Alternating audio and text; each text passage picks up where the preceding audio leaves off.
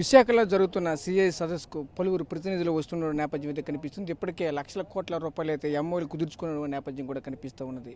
ఒక పూటగాడు ఇప్పుడు గడిచినప్పటికీ కూడా ఇప్పటికే చూసుకుంటే ఇప్పటికే లక్షల్లో ఆల్రెడీ ఒక పక్క అయితే ఎంఓలు జరుగుతున్న నేపథ్యం కూడా కనిపిస్తూ ఉన్నది. ఇప్పటికే చూసుకుంటే ఒక పక్క గూగుల్ కావచ్చు, ఏఐ కావచ్చు, అలాగే ఒక పక్క డేటా సెంటర్ కావచ్చు, ఇవన్నీ కూడా వస్తున్న తరుణం దీనికి అనుసంధానంగా చేసినటువంటి సంస్థ ఏవైతే ప్రతి ఒక్కటి కూడా వస్తున్న నేపథ్యం కూడా కనిపిస్తుంది. ఇదే క్రమంలో అసలు ఎటువంటి జరుగుతున్నాయి, ఏం జరుగుతున్నాయి ఈ విషయాలు మనతో పాటు మాట్లాడడానికి ఉమ్మడి విజయనగరం జిల్లాకు సంబంధించినటువంటి పార్వతీపురం మన్యం జిల్లా ఎమ్మెల్యే బోనెల విజయ చంద్ర గారు అయితే మనతో పాటు ఉన్నారు. ఆయనతో మాట్లాడి దీనికి సంబంధించిన మరిన్ని వాళ్ళు తెలుసుకునే ప్రయత్నం చేద్దాం. సార్ చెప్పండి సార్, ఎటువంటి ఎంఓయూలు కుదుర్చుకుంటుంటే ఏ విధంగా జరుగుతూ ఉన్నది, ఈరోజు ఇంతటి గొప్ప కార్యక్రమం జరుగుతుంటే ఎలా అనిపిస్తుంది ఏంటి దాన్ని?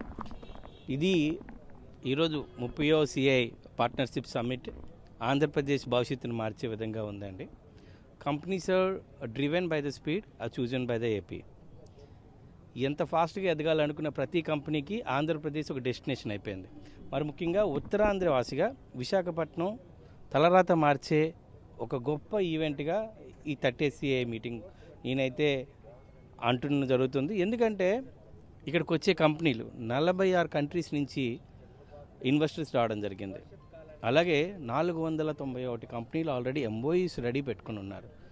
సో దాదాపుగా ఈ రోజు వరకు వచ్చిన 9 లక్షల కోట్లని ఇన్వెస్ట్మెంట్గా తీసుకురావడం జరుగుతుంది. దీనికి ముందు మీరు ఆల్రెడీ చూస్తున్నారు, గూగుల్ తీసుకురావడం కానీ, యాసిల్ మెటల్ తీసుకురావడం కానీ, గ్రీన్ హైడ్రోజన్ తీసుకురావడం కానీ, అమరావతిలో రావాల్సిన కంపెనీస్ కానీ. చంద్రబాబు నాయుడు గారే బ్రాండ్ అంబాసిడర్. ఆయన ఒక స్టేట్మెంట్ కాకుండా అండ్ బ్రాండ్ అంబాసిడర్గా పనిచేస్తున్నారు. ఆంధ్రప్రదేశ్ని ప్రపంచ పట్టణంలో, ముఖ్యంగా విశాఖపట్నాన్ని ఈ ప్రపంచంలో కనిపించే నగరంగా తయారు చేయాలనే ఆలోచనలోనే, అలాగే గౌరవ ముఖ్యమంత్రితో పాటు గౌరవ మంత్రి నారా లోకేష్ గారు కూడా ఆ 16 నెలల్లో మీరు గమనించండి, 16 నెలల్లో ఆంధ్రప్రదేశ్కి విపరీతమైన పెట్టుబడులు తీసుకురావడం జరుగుతుంది. గత సంవత్సరంలో మీరు చూస్తే ఇదే సమ్మిట్లో మీకు పెయిడ్ ఆర్టిస్టులు కనబడేవారు. ప్లేట్ల కోసం కొట్టుకున్న కోటీసీలను చూసాం మనం, భోజనాల కోసం. కానీ ఇప్పుడు ట్రూ ఎంటర్‌ప్రెన్యూర్స్, జీలున్ ఎంటర్‌ప్రెన్యూర్స్ రావడం జరిగింది. మేము ఇంటరాక్ట్ అవ్వడం జరిగింది. Everyone is positive. It's a positive mode and positive scenario created by the honourable chief minister గారండి. సో ఈరోజు మీ పార్ట్ ఆఫ్ ది గవర్నమెంట్. ఈ గవర్నమెంట్లో మేము ఇంటరాక్ట్ అవుతున్నప్పుడు అందరూ చెప్తుంది ఏంటంటే, now Andhra Pradesh is the destination for the development. భారతదేశానికి ఒక ఫ్యూచర్ ఏదైనా ఉంది అంటే అది ఆంధ్రప్రదేశ్. ఆంధ్రప్రదేశ్లో మరి ముఖ్యంగా ఇప్పుడు మన రాబోయే దాంట్లో 2 ట్రిలియన్ బడ్జెట్, 2 ట్రిలియన్ యుఎస్ బడ్జెట్ని స్కోప్ పెట్టుకుని ముందుకెళ్ళడం, మరి ముఖ్యంగా విశాఖపట్నాన్ని ఒక ఇంటర్నేషనల్ సిటీగా తయారు చేయడం. ఉత్తరాంధ్రకి ఇది ఒక గేట్వే. ఇంతవరకు గేట్వే ఆఫ్ ఇండియా ఏదంటారంటే ముంబై అనేవారు. ఇప్పుడు గేట్వే ఆఫ్ ఈస్టర్న్ సైడ్ ఏదైనా ఉందంటే విశాఖపట్నం అని చెప్పే పరిస్థితికి ఇప్పుడు వచ్చున్నాం.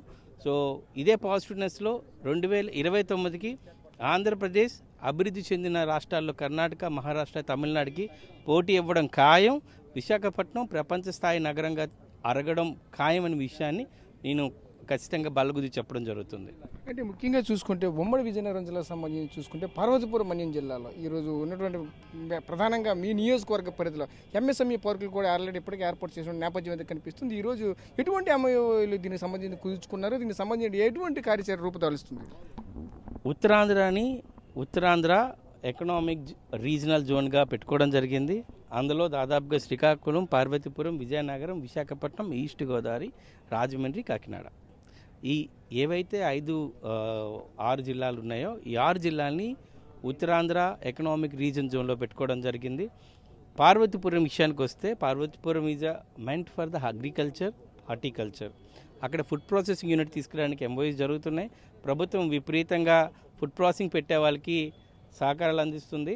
సో అలాగే విశాఖపట్నం చూసుకుంటే Visakhapatnam is the IT hub, it's a global hub. Vizianagaram is the like everyone welcome city. Bhogapuram already తీసుకురావడం జరిగింది. శ్రీకాకుళంకి మలపురం మన పోర్టు కూడా తీసుకురావడం జరుగుతుంది. అంటే ప్రతి జిల్లాకి అక్కడ ఉండే రిసోర్సెస్ బట్టి ప్రాధాన్యత ఇవ్వడం జరుగుతుంది. ఇది ఒక విజనరీ లీడర్ చంద్రబాబు నాయుడు ఆలోచన. ఎందుకంటే అన్నీ ఒక దగ్గరే పెట్టలేం.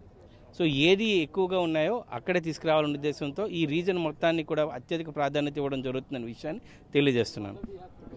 సో చూసాం కదా, ముఖ్యంగా చూసుకుంటే ఏదైతే రాష్ట్ర ముఖ్యమంత్రిగా ఉన్నటువంటి నారా చంద్రబాబు ఒక విజనరీ లీడర్ కాబట్టి ఈరోజు అక్కడ సంబంధించిన ఏదైతే న్యాచురల్ సోర్సెస్ ఏవైతే ఉంటాయో దాన్ని ఆధారంగా చేసుకుని ఆయా జిల్లాల్లో పెట్టుబడులకైతే మాత్రం ఈరోజు ప్రతి ఒక్కరు కూడా ఆహ్వానం పలుకుతున్నారంటూ మనతో కూడా చెప్పుకోవాల్సిన పరిస్థితి కనిపిస్తుంది. రానున్న రోజుల్లో ఉజ్వల భవిష్యత్తు అయితే మాత్రం ఉంటుంది. ఎందుకంటే రానున్న రోజుల్లో గేట్వే ఆఫ్ ఇండియా ఏదంటే ఎంతవరకు కూడా ముంబై అని చెప్పుకోగలిగినారు. ఈ రోజుల్లో చూసుకుంటే ఈ సౌత్ ఈస్ట్ సైడ్ చూసుకుంటే ఖచ్చితంగా విశాఖ గేట్వే ఆఫ్ ఇండియాగా చెప్పే పరిస్థితి రానున్న రోజుల్లో రాబోతుందంటూ కూడా మనతో పాటు చెప్పుకోవాల్సిన నేపథ్యం కూడా కనిపిస్తుంది. కెమెరా పర్సన్ నాయుడుతో రాజేష్, ఆర్టీవీ, విశాఖ నుంచి. చరిత్ర సృష్టించినోడు ఇప్పుడు ఆ చరిత్రని తిరగరాయబోతున్నాడు. అబద్ధాల గోడల్ని బద్దలు కొట్టి నిజాలను రాగా మీ ముందుంచబోతున్నాడు. నిజమైన వార్తల కోసం వెంటనే డౌన్లోడ్ చేసుకోండి రా యాప్ని.